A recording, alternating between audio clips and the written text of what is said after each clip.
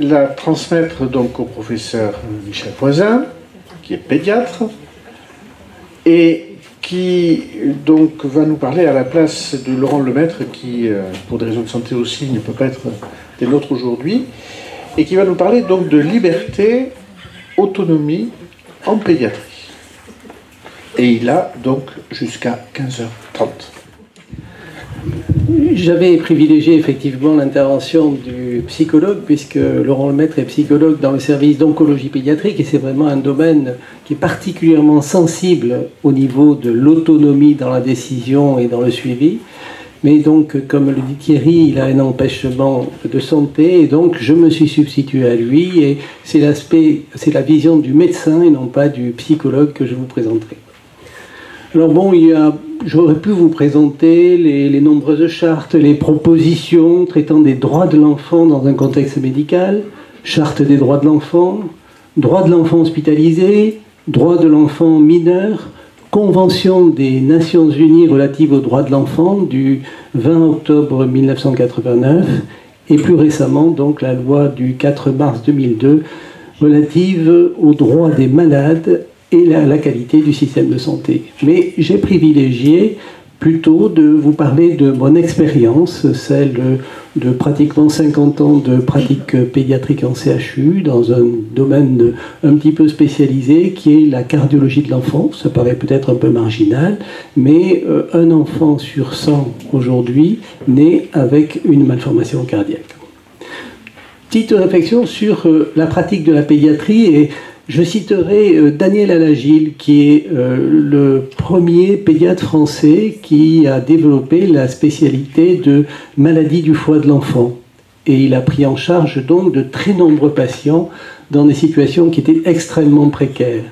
Et c'est lui notamment qui a initié la transplantation hépatique en pédiatrie.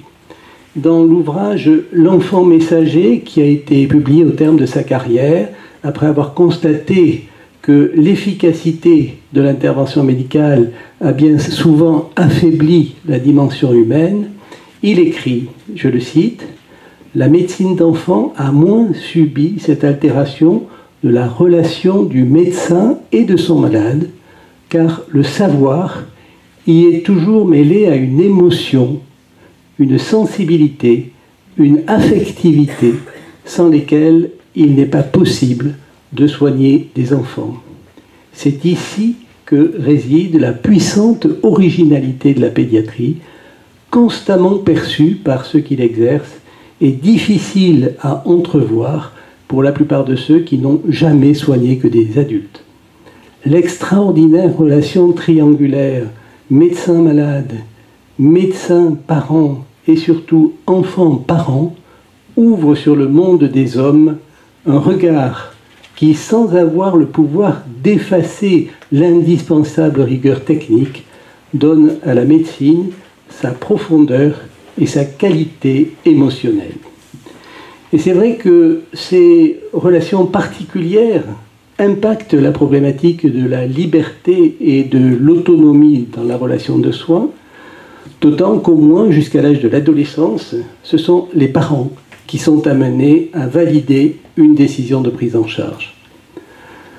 La médecine des enfants, c'est aujourd'hui dès la conception qu'elle débute, et parfois même en amont, lorsqu'il y a une possibilité de maladie à composante génétique.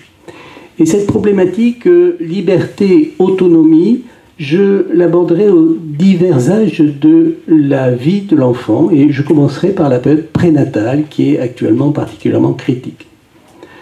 Avec mon épouse Geneviève, nous participions il y a 2-3 ans à l'animation d'un week-end spirituel de couple. Lors de la soirée d'accueil, une jeune femme, fortement enceinte, est au fond de la salle en pleurs. Lors d'une pause, avec mon épouse, nous allons la rencontrer, elle et son mari. La future maman m'explique que son bébé est porteur d'une trisomie 18, maladie génétique incompatible avec la vie. Il lui a été proposé une interruption médicale de grossesse qu'elle a refusée. Et elle a l'impression que, du fait de ce refus, elle est abandonnée par la médecine. Elle ne sait pas où accoucher, plusieurs cliniques ayant refusé de la prendre en charge. En échangeant avec elle, je me rends compte que si tout lui a été probablement expliqué en détail, elle n'a pas entendu ce qui lui a été dit.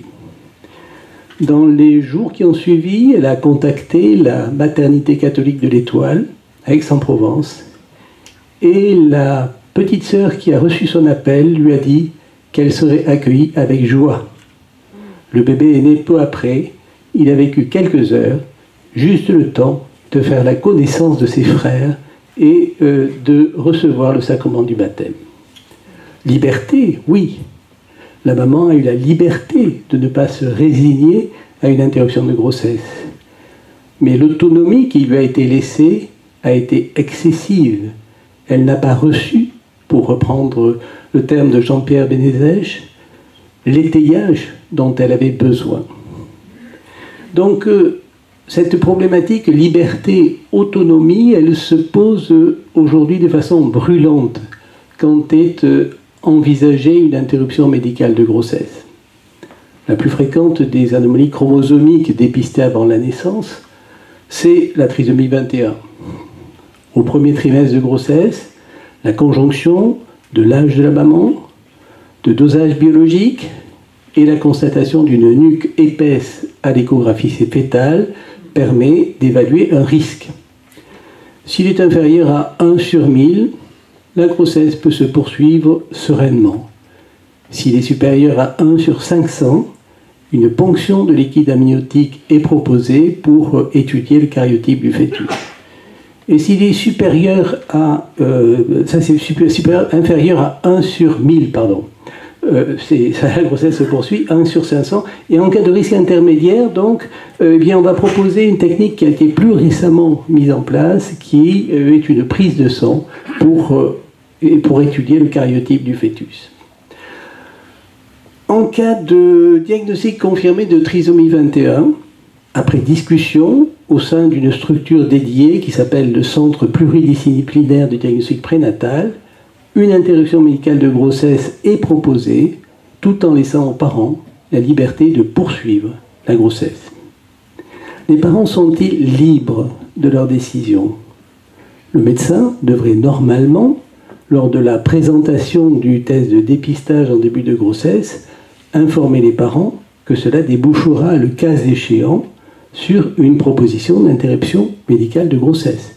Sinon, il est inutile si les parents n'envisagent pas cette éventualité et il va générer uniquement de l'inquiétude et du stress.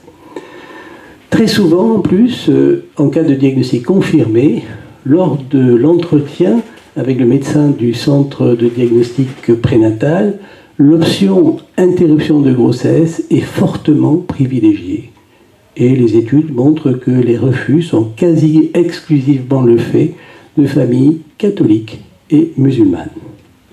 Enfin, la sidération de la maman à l'annonce d'une anomalie de son fœtus relativise sa liberté de choix. Chantal Auxerre, dans L'enfant interrompu, ouvrage écrit après qu'elle ait accepté une interruption médicale de grossesse pour trisomie 18, écrit « Au bout du compte, étais-je venu de ma propre décision ou avais-je obéi à toutes ces pressions implicites en moi et autour de moi ?» Il y a donc une vraie dérive liée à la mentalité aujourd'hui eugénique, je crois qu'on peut le dire, de notre société. Encore une anecdote à ce sujet. Nous étions encore en pédiatrie à l'hôpital Saint-Charles. Je terminais ma visite entouré par les externes du service. Et nous nous trouvions dans le box de réanimation au chevet d'un nourrisson porteur de trisomie 21 qui était en phase post-opératoire de la chirurgie de sa malformation cardiaque. Je fais le commentaire suivant. Ce bébé est un rescapé du diagnostic prénatal. La visite se termine. Je retourne dans mon bureau, on frappe et je vois entrer une jeune externe qui est furieuse. Elle me dit « Vous n'avez pas le droit de dire ça. Cet enfant va souffrir, donc il aurait mieux valu qu'il ne naisse pas. » Nous discutons quelque temps, puis elle ressort. Quelques années après, cette jeune femme revient me voir et me dit « Je suis tombée amoureuse de mon mari en voyant avec quelle attention il s'occupait de son grand frère trisomique. » Et elle me remercie de lui avoir ouvert les yeux. Je l'ai encore revue tout récemment, elle est médecin hospitalier. Le beau-frère trisomique est décédé à 45 ans et elle et sa famille ont du mal à faire le deuil. Et elle me dit combien le fait de le côtoyer a été pour elle et pour toute sa famille une leçon de vie. La période néonatale maintenant. Le plus souvent, c'est pendant la grossesse que l'accouchement est préparé avec les parents, car les prises en charge sont parfaitement protocolisées. Les maternités sont aujourd'hui classifiées en niveau 1 à 3 selon leur technicité et en cas de pathologie diagnostiquée chez le fœtus, la naissance est programmée dans un centre permettant d'assurer la prise en charge optimale du nouveau-né. Ainsi, pour certaines malformations cardiaques, il est parfois nécessaire d'intervenir très rapidement en salle de naissance, et c'est aussi le cas en chirurgie pédiatrique pour optimiser le parcours de soins dans des pathologies digestives comme l'hernie ombilicale, l'hernie diaphragmatique. Et dans ces situations, chaque geste compte à la naissance, et donc la prise en charge débute en salle de naissance. Pendant cette période néonatale, l'autonomie, elle se pose en deux termes. C'est d'abord l'autonomie du bébé.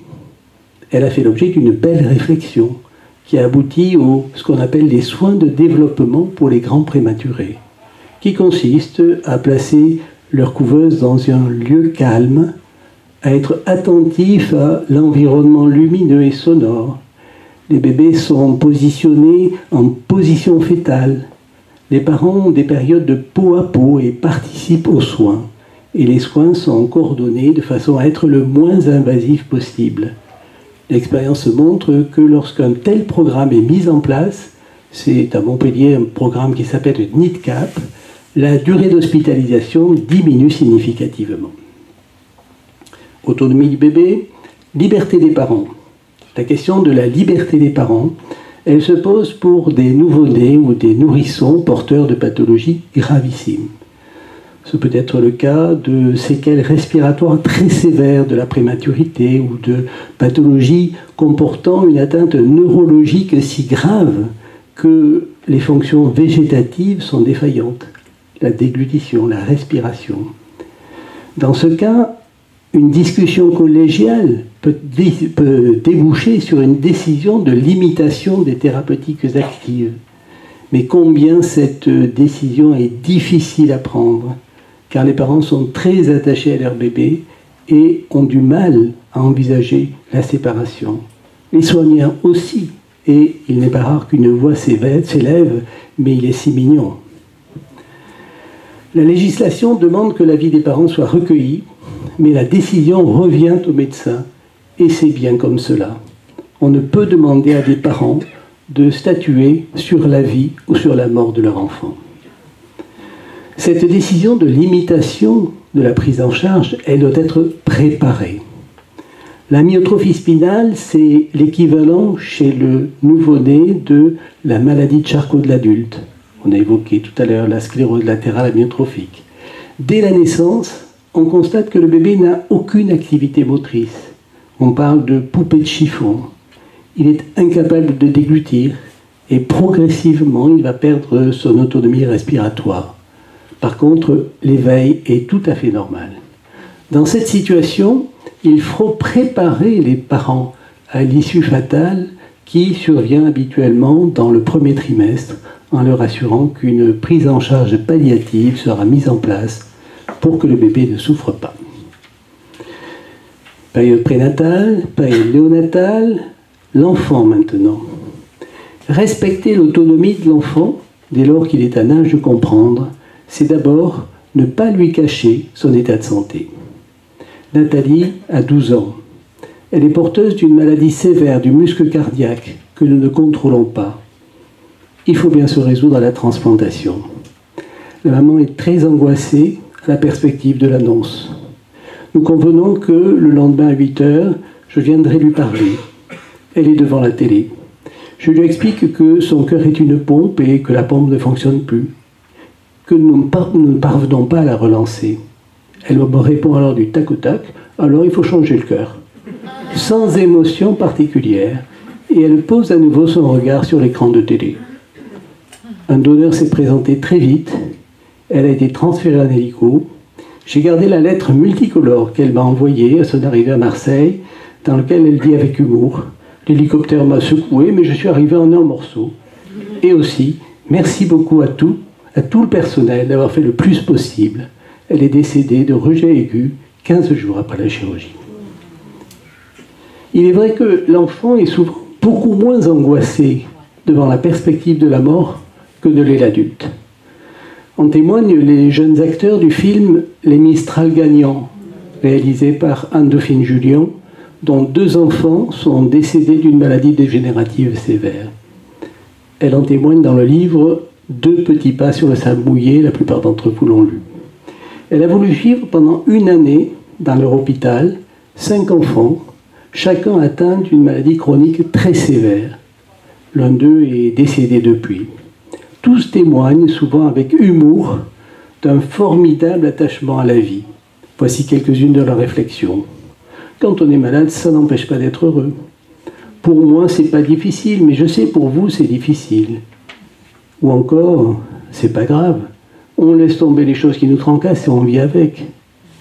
Et bien souvent, ces enfants cherchent à protéger leurs parents. Et Jeanne nous en a fait de très beaux témoignages. J'ai suivi Élodie depuis la naissance jusqu'à son décès à 16 ans.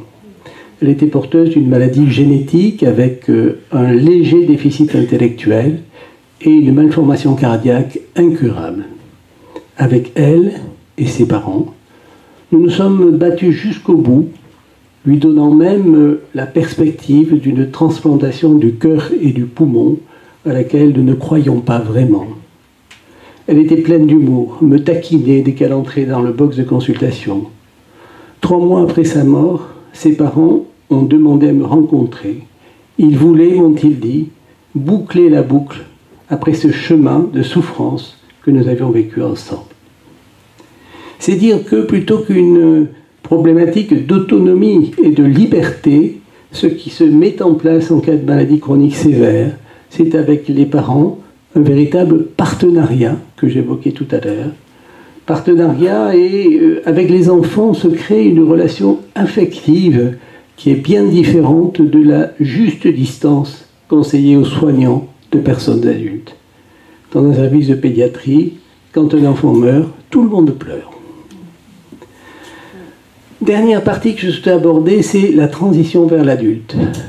Mes propos, insistant sur le lien particulier qui existe entre le patient, l'enfant, et le pédiatre, avec la 3e composante de cette trinité que sont les parents, le plus souvent d'ailleurs la mère seule, contrairement à l'observation qui nous a été donnée, on voit assez rarement les pères, ont bien souligné que s'il y a un vrai souci de rendre l'enfant le plus autonome possible dans la gestion de sa maladie, cette autonomie est relative.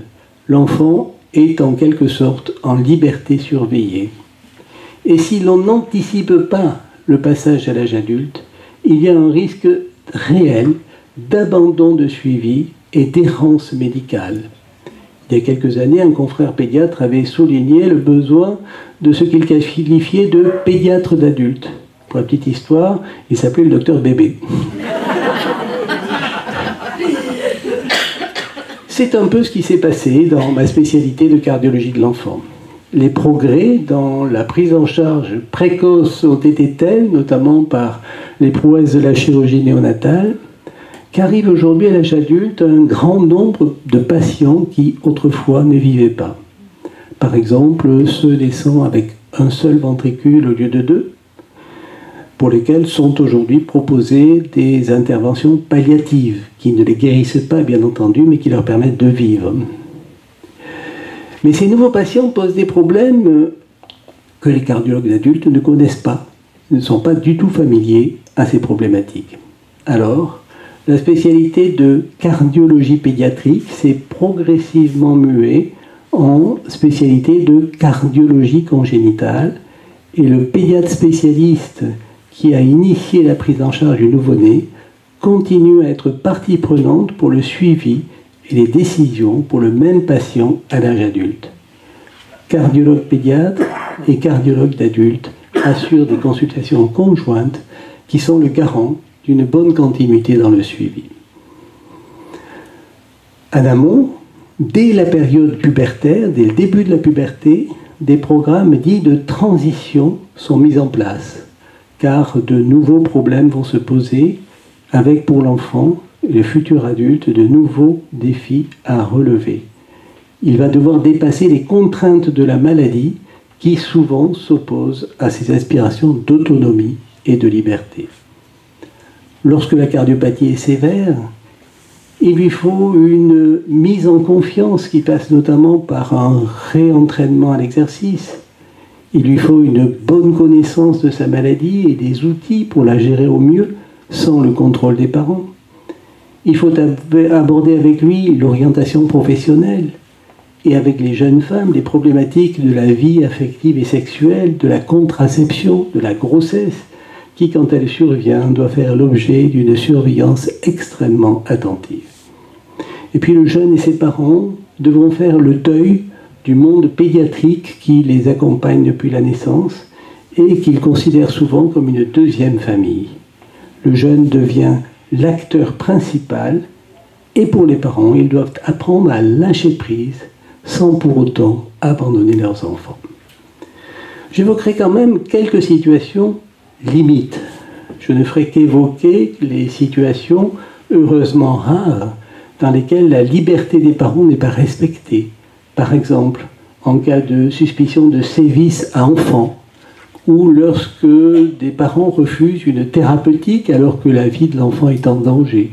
C'est la problématique de la transfusion sanguine chez des parents d'enfants témoins de Jéhovah. Dans ces cas, est saisi le procureur de la République qui déchoit les parents de leur autorité légale pour le temps nécessaire aux soins. Il est une situation nouvelle, fort préoccupante, celle de ce que l'on qualifie de dysphorie de genre de l'adolescent, dans lesquelles il y a dissociation entre le sexe biologique et le ressenti. Les médias présentent cette éventualité comme une option comme les autres. L'expérience de la Suède, apportée dans un article du Monde le 14 juin 2021, ne peut qu'effrayer le pédiatre. Recours au blocage pubertaire, inondation hormonale dès l'âge de 16 ans, suivie d'une chirurgie génitale mutilante et irréversible, tous ces traitements étant pris en charge dans les cliniques publiques en Suède. Doit-on répondre à ces demandes alors même que ces jeunes patients sont fragiles et en pleine construction psychoaffective? Et d'autant également que ceux qui se lancent dans ces parcours souffrent souvent de troubles psychologiques comme l'autisme, la dépression, l'anxiété, qui peuvent d'ailleurs contribuer à la survenue de cette dysphorie de genre. Doit-on considérer que ce choix relève de la liberté? Enfin, que dire du droit à l'anonymat des mineurs pour l'accès à la contraception ou à l'avortement? Cette autonomie, cette liberté qui leur est donnée à l'insu de leurs parents dans une période où ils se construisent est problématique. Et cela a comme conséquence le cataclysme de la sexualité débridée souligné dans le rapport sur l'accès à la pornographie chez l'enfant et l'adolescent, publié par l'Académie de médecine il y a une quinzaine de jours. Et c'est vrai que beaucoup de ces enfants arrivent fracassés à l'âge adulte.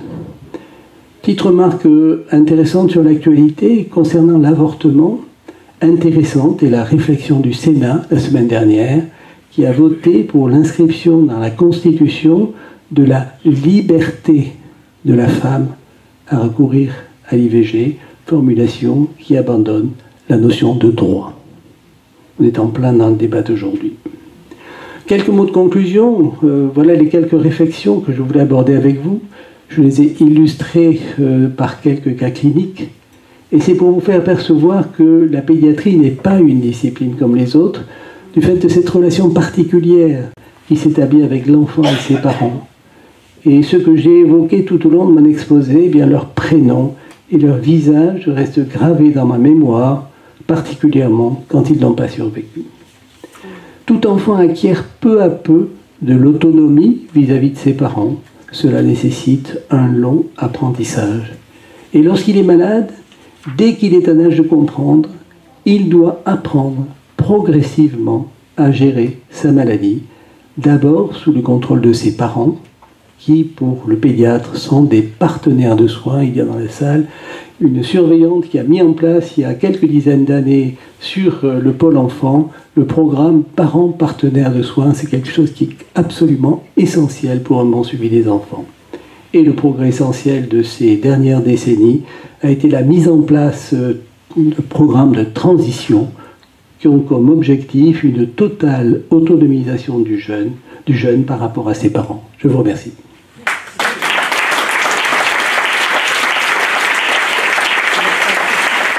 Merci beaucoup Michel. Donc nous sommes tout à fait dans les temps. Nous sommes libres. Voilà. Alors, les questions sont ouvertes.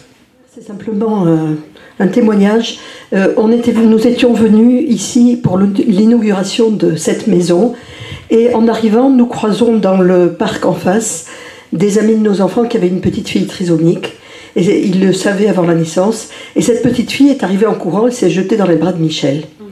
Et puis, 2 ou 3 personnes plus loin, nous rencontrons un foyer que nous connaissions et qui nous disent « On vient de vivre quelque chose de très difficile. Un de nos fils attendait un bébé.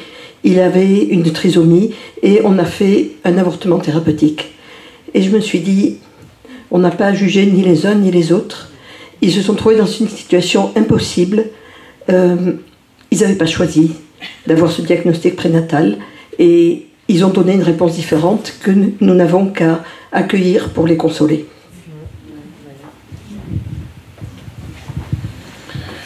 C'est vrai que c'est une vaste question, hein, celle de la liberté dans ce contexte où toute la société, le corps médical, etc., pèse de tout son poids pour une décision. Hein. Une décision qui finalement soulage beaucoup de gens, y compris les soignants qui ont aussi peur des procès, tout ce qu'on peut imaginer. Et je me rappelle le tollé qui avait été soulevé il y a quelque temps, lorsqu'il y avait eu une plainte au pénal pour contrainte en vue d'un avortement de raison médicale, le tollé que ça avait soulevé, ce qui prouvait bien à quel point les gens étaient mal à l'aise de ce côté-là.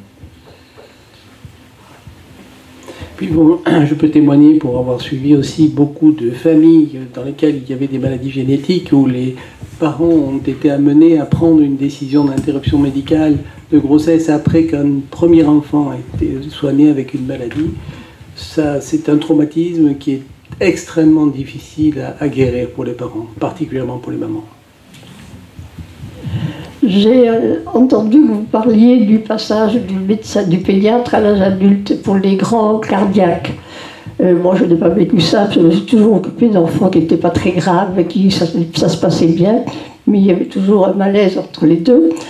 Mais qu'est-ce que vous avez parlé de... Vous avez parlé d'une sorte de médecin, de cardiologue qui était plus en lien, qui a gardé le contact avec les handicapés du cœur. Alors dans ce domaine particulier, c'est vrai que c'est une spécialité nouvelle pour les cardiologues d'adultes et il y a jusqu'au 3e âge des consultations conjointes dans lesquelles il y a un cardiologue adulte et un cardiologue pédiatre qui s'appelle maintenant cardiologue congénitaliste. Hein, c'est-à-dire il y a un suivi sans interruption de la naissance jusqu'au grand âge.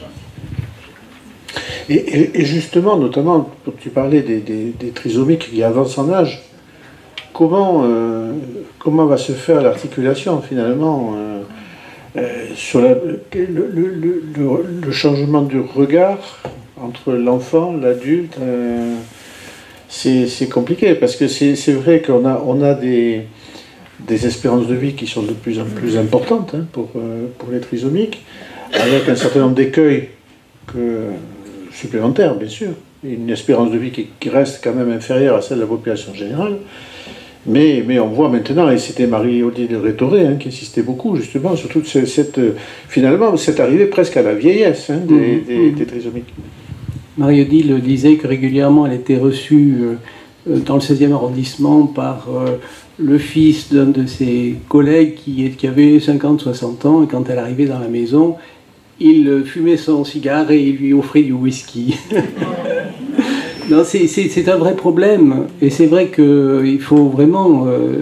l'effort qui a été fait par l'Institut Jérôme Lejeune est extrêmement positif, qui a créé une consultation dédiée à des enfants puis adultes atteints de retard mental. Parce que il y a peu de médecins qui se sont orientés vers cela. Alors l'insertion, j'allais dire, médico-sociale se fait, par exemple, on a ici une représentante de l'Arche de Jean Vanier, mais bien souvent, la continuité des soins est insuffisante chez ces jeunes-là parce qu'il n'y a pas de spécialiste pour les suivre. Alors, alors Marie-Odile Rétoré, on parle encore d'elle, c'est une des collaboratrices de Jérôme Lejeune, a développé justement une structure qui s'appelle Oncodéfi et qui s'est spécialisée dans la problématique des cancers qui surviennent chez des enfants porteurs de trisomie 21 ou d'autres malformations. Des déficients, oui. Oncodéfi. Oncodéfi, ça s'appelle. Des déficients. C'est là. Non. Alors, c'est vrai qu'à l'aumônerie, on est appelé souvent à accompagner des personnes qui font le choix de l'interruption médicale de grossesse. De nombreux aumôniers ici pourraient témoigner. Pour moi, le témoignage, ce sera plutôt le mien, dans l'idée de la pression. Quand on est enceinte, on nous demande de faire les marqueurs sériques. Les marqueurs sériques, c'est savoir si on a une chance d'être... voilà, une chance, entre guillemets, oui. d'être porteur d'un enfant trisomique. On est censé être informé clairement de ce qu'on est en train de faire. Pour ma part, quand j'étais enceinte de mon premier, j'avais toujours une batterie d'examens à faire parce que je n'étais pas vaccinée contre la rubéole. Non, la toxoplasmose, je ne l'avais pas eue et c'était la rubéole. C'est pas que je voulais pas, mais c'est que juste à chaque fois j'oubliais quoi. Bon, et comme j'avais pas eu la toxoplasmose, de toute manière, il fallait que je fasse ma prise de sang tous les mois. Et un jour, j'ai eu des papiers, moi je lisais pas les papiers, j'avais autre chose à faire, et donc et puis il y avait un examen supplémentaire. Je n'ai eu aucune explication de la part du médecin. Il m'a donné un papier, pour lui c'était l'explication. Donc il a fallu que je me pose la question. À un moment, heureusement, j'étais alertée, donc je l'ai pas fait. Quand je suis retournée à mon rendez-vous suivant, le médecin me dit oh, « Vous n'avez pas fait les marqueurs sériques ». Alors j'ai dit, ah bah non, justement, j'aurais voulu que vous m'expliquiez. Elle me dit, ah bah c'est pour, voilà. Elle me dit, mais ça va être trop tard. Mais j'ai dit, mais écoutez, moi, si vous m'expliquez, je veux savoir, est-ce que je suis obligée de le faire? Ah, elle me dit, non, mais... Et donc j'ai commencé à réfléchir avec cette personne. J'ai changé de gynéco après. Et donc je lui ai dit, mais ça veut dire que si je suis dans ce groupe à risque... Alors j'ai un peu poussé le bouchon parce que j'avais réfléchi avant, j'ai fait l'avocat du diable. J'ai dit, si je suis dans un groupe à risque, ça veut dire que je vais avoir un enfant trisomique. Elle me dit, non. Ça veut dire que vous avez un certain nombre... Alors je dis, mais qu'est-ce qu'on fait là? Alors elle me dit, bah, à ce moment-là, si vous êtes dans ce groupe à risque, vous allez faire une amniosynthèse. Alors je dis, mais si je ne suis pas dans un groupe à risque, vous m'affirmez que je n'ai pas d'enfant trisomique. Ah non. Vous pouvez quand même avoir un enfant trisomique, mais je ne fais pas la myosynthèse. Non, vous ne faites pas la myosynthèse. Bon, très bien. Alors après, on fait la myosynthèse, on arrive au bout, et quand je lui dis, mais s'il est trisomique, qu'est-ce que vous me proposez? On le soigne? Elle a eu beaucoup de mal à prononcer, elle a dit IMG, elle n'a pas dit interruption de grossesse, elle a senti venir le truc, hein, évidemment, j'étais un peu... Et donc, elle a eu beaucoup de mal à le dire, et elle a fini par me le dire. Et là, je lui ai dit, mais je ne peux pas. Vous me proposez... Donc, je ne fais pas les marqueurs sériques. Elle n'était pas du tout contente, et je peux vous dire que j'ai réalisé, j'étais un peu fière à l'époque, j'avais pas réalisé... Pour moi, mon enfant, il n'allait pas être trisomique. Et au moment d'accoucher, j'ai réalisé, si j'ai un enfant trisomique, je n'aurai même pas le droit de pleurer. Parce qu'en fait, elle m'a renvoyé que je l'avais choisi, quoi. Et ça c'est une pression dont on ne parle pas assez. Je crois qu'il y a effectivement une perte de sérénité dans le suivi de la grossesse. Il y avait un vieil obstétricien montpelliérain qui parlait de symbiose harmonique à partir du 3e mois entre la mère et le bébé. Puis aujourd'hui, on a 23 petits-enfants, donc on l'a vécu plusieurs fois. Aujourd'hui, quand... une maman va chez l'obstétricien pour faire suivre sa grossesse, elle s'attend toujours à une mauvaise nouvelle. Et c'est extrêmement stressant. la grossesse a perdu toute sa sérénité.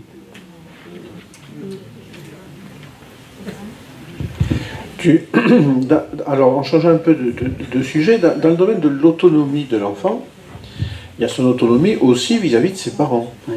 Quel est ton vécu dans ce domaine? Enfin, je parle du point de vue médical. Hein. Alors, donc, on ne cache rien aux parents, mais on a des relations particulières avec les enfants, et Jeanne pourra en témoigner. Hein. Il y a des choses qui sont dites aux médecins et qui sont dites à l'aumônier, qui ne sont pas dites aux parents. Hein. Moi, je citerai l'exemple d'une petite Valérie que j'ai suivie jusqu'à l'âge adulte, qui a maintenant 45 ans ou 50 ans, qui est mère de famille. Et à 16 ans, elle était en fin de course. Elle avait une cardiopathie avec une cyanose, voilà, et transplantation cardio-pulmonaire. On avait des liens presque affectifs, quoi. Hein. Ces enfants, on les suit depuis la naissance. Et je me rappelle, un dimanche, je faisais la contre-visite le soir. Elle avait été hospitalisée parce qu'il y avait eu une complication, et elle était dans une chambre avec un autre enfant qui avait une insuffisance rénale en artificielle et qui était en attente de transplantation rénale. Et Valérie, elle me dit, bon, lui, s'il n'y a pas de greffon ou si ça ne marche pas, ben, il a l'or artificiel, et moi? Et j'ai répondu, mais ça va marcher. Et ça a marché.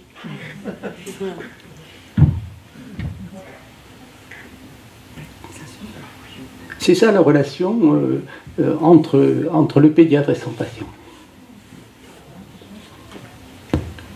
D'autres questions, remarques, non?